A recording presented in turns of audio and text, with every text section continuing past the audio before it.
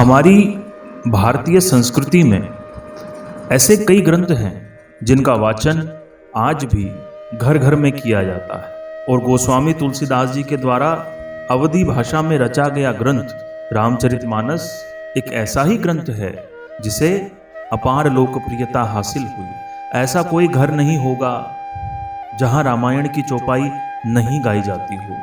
ऐसे कोई नवरात्र नहीं होंगे जिन नवरात्रों में रामचरितमानस और सुंदरकांड का पाठ नहीं किया जाता। आज इस वीडियो में हम इस रामचरितमानस का संक्षिप्त परिचय समझें। दरअसल मूलतः दो प्रकार की रामायण जन जन में लोकप्रिय है। एक वाल्मीकि रामायण, जिसके बारे में कहा जाता है कि उसे ऋषि वाल्मीकि ने राम और सीता के दोनों पुत्रों लव और कुश को सुनाया था और उन्होंने राम दरबार में सबको सुनाया। वो त्रेता युग था और वाल्मीकि रामायण पूरी तरीके से संस्कृत में थी। वहीं जिस रामचरितमानस की हम बात कर रहे हैं उसे गोस्वामी तुलसीदास जी ने कलयुग में लिखा।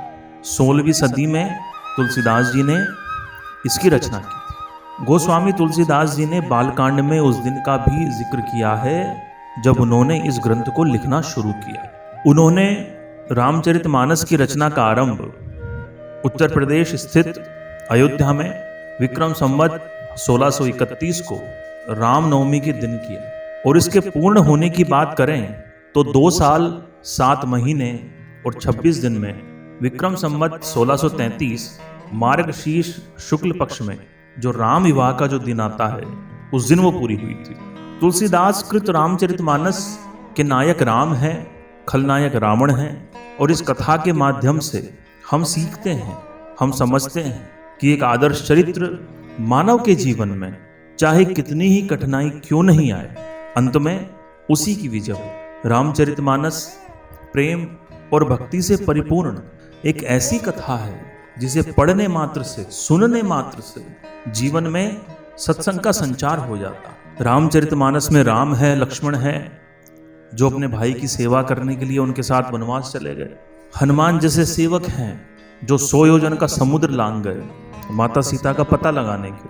सीता जैसी शील और धर्मवान स्त्री है जो रावण की कैद में रही। रावण ने उसे तमाम प्रलोभन दिए लेकिन उन्होंने कभी अपने शील को भंग नहीं होने दिया। तुलसीदास जी ने रामचरितमानस को बालकांड, अयोध्या कांड, अरण्य कांड, किष्किंधा, सुंदर, लंका और उत्तर, इस 7 प्रकार के कांडों में विभाजित किया है। लंका कांड को युद्ध कांड भी कहा जाता है।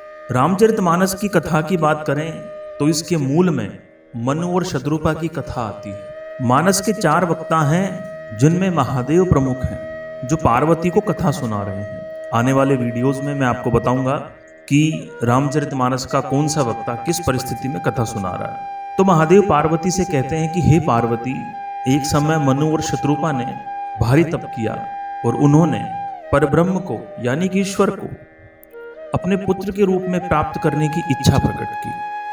23,000 साल बाद महाविष्णु के द्वारा उन्हें वरदान दिया जाता है और वही भगवान विष्णु त्रेता युग में राम बनकर आते हैं। दरअसल दशरथ और कौशल्या क्रमशः मनु और शत्रुपा के अगले जन्म थे। तुलसीदास जी इस वरदान के बारे में लिखते हैं कि प्रभु सर्वज्ञ दास निज जानी, गति अनन्य तापस नृपरानी, मांग मांग बरु भई नभ बानी, परम गंभीर कृपा मत सानी। यह आकाशवाणी हुई कि मैं ही जन्मूंगा, मैं ही जन्म लेकर के आऊंगा। मनु और शत्रुपा का हृदय प्रफुल्लित हो उठता है और स्तुति करते हुए मन ही मन वो कहते हैं कि सुन सेवक सुरतरु सुरधेनु, विधि हरिहर बंदित पद रेनु, सेवत सुलभ सकल सुखदायक, प्रणत पाल सचराचर नायक। मनु शत्रुपा ने महाविष्णु को धन्यवाद कहा, उनकी स्तुति की और जैसा कि मैंने आपको बताया कि ये कल्प में वही मनु शत्रुपा दशरथ और कौशल्या हुए और उनके गर्भ से प्रभु श्री राम का प्राकट्य हुआ। ये मानस का एक छोटा सा परिचय था। आने वाले वीडियोस में मैं आपको मानस के प्रसंग, मानस की चौपाइयों के साथ, मानस के दोहों के साथ संपूर्ण राम कथा का श्रवण करवाऊंगा।